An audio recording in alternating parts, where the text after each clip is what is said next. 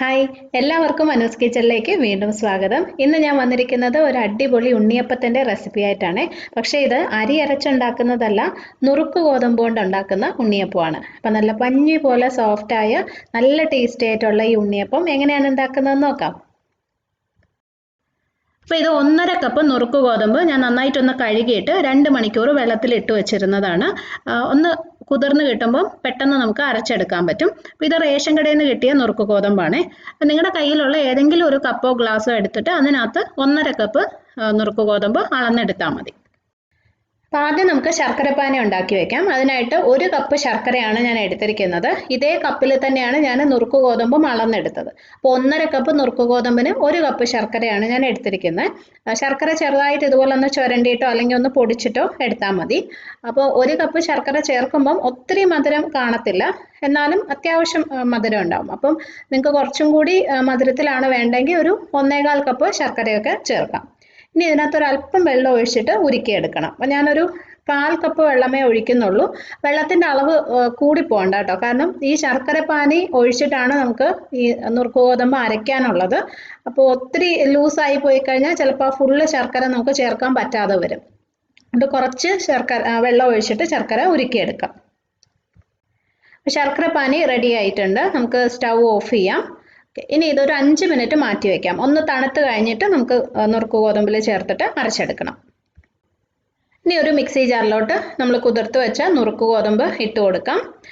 അതിൻ്റെ വെള്ളം എടുക്കണ്ട കേട്ടോ, നമ്മൾ ശർക്കരപ്പാനി ചേർത്താണ് അരയ്ക്കാൻ പോകുന്നത്. അപ്പോൾ അതുകൊണ്ട് ഗോതമ്പ് മാത്രം എടുത്താൽ മതി. ഇനി ഇതിലൊരു 1/4 കപ്പ് അരിപ്പൊടിയും കൂടി ചേർക്കാം. നമ്മൾ ഈ പത്തിരിക്കും ഇടിയപ്പത്തിനും ഒക്കെ എടുക്കുന്ന അരിപ്പൊടിയാണ് കേട്ടോ, തരിയില്ലാത്ത അരിപ്പൊടി. അത് ഞാൻ എടുത്തത് വറുത്ത അരിപ്പൊടിയാണ്, പക്ഷെ വറുക്കാത്തതായാലും കുഴപ്പമില്ല. ഇതിനകത്തോട്ടൊരു 2 പഴം ചേർക്കണം. ഇതിപ്പോൾ ഞാലിപ്പൂവനാണ്, പാളയംകോടനാണെങ്കിലും മതി. അപ്പോൾ അത് ചെറിയ കഷ്ണങ്ങളായിട്ടൊന്ന് മുറിച്ചിട്ട് കൊടുക്കാം.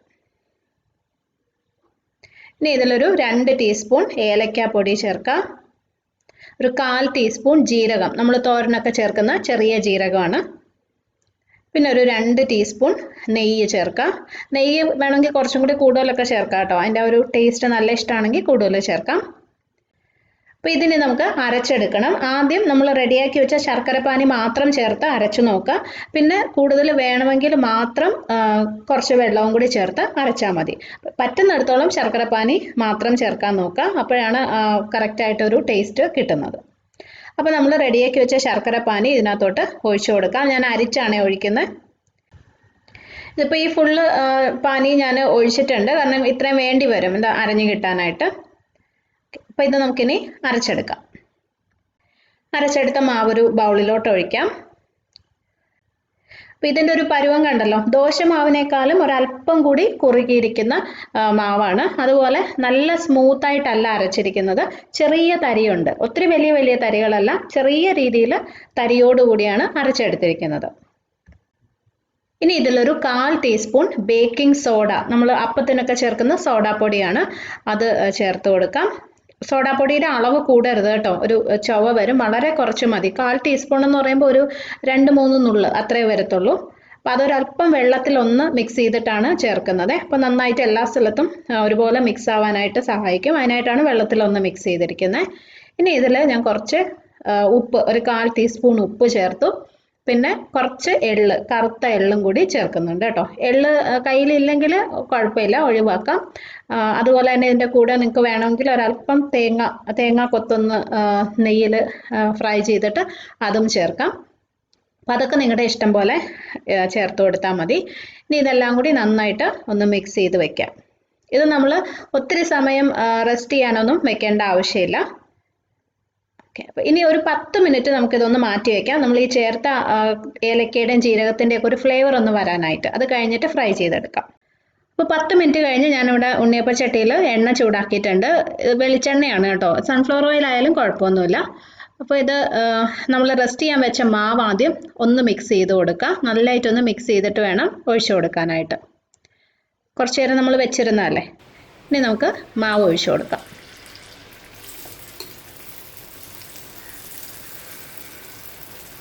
ചെറിയൊരു സ്പൂൺ മാവ് ഓരോന്നിലും ഒഴിച്ചു കൊടുക്കാം.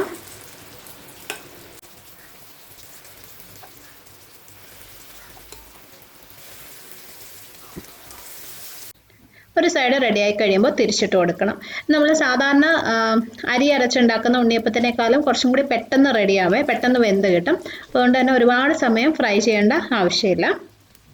അതുപോലെ തന്നെ സാധാരണ ഉണ്ണിയപ്പത്തിനേക്കാളും ഒരല്പം കൂടി എണ്ണ കൂടുതൽ എടുക്കുന്നതായിട്ടാണ് എനിക്ക് തോന്നിയത്.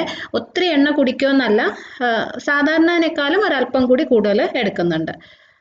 അപ്പോൾ ഇതുപോലെ നമുക്ക് എല്ലാ ഉണ്ണിയപ്പം ഫ്രൈ ചെയ്തെടുക്കാം.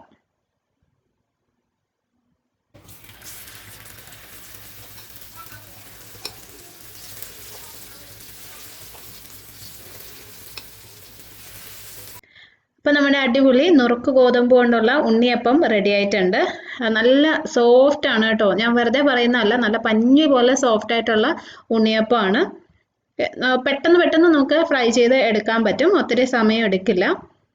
കണ്ടല്ലോ. അപ്പോൾ ഇത് ഞാനൊന്ന് മുറിച്ച് കാണിക്കാം.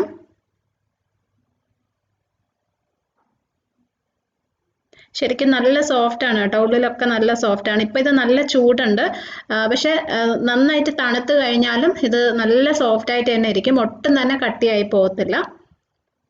അതുപോലെ തന്നെ നല്ല ടേസ്റ്റുമാണ്. നിങ്ങൾ ട്രൈ ചെയ്ത് നോക്കൂ, ഉറപ്പായിട്ടും ഇഷ്ടമാവും. അപ്പം ഉണ്ടാക്കി നോക്കിയിട്ട് അഭിപ്രായം അറിയിക്കണം. ഇഷ്ടമാണെങ്കിൽ വീഡിയോ ഒന്ന് ഷെയർ ചെയ്തേക്കണേ. അതുപോലെ നിങ്ങൾ ഇതുവരെ ചാനൽ സബ്സ്ക്രൈബ് ചെയ്തിട്ടില്ലെങ്കിൽ ചെയ്യാനും മറക്കരുത്. നമുക്ക് അടുത്തൊരു നല്ല റെസിപ്പി ആയിട്ട് വീണ്ടും കാണാം. Bye friends, thank you for watching.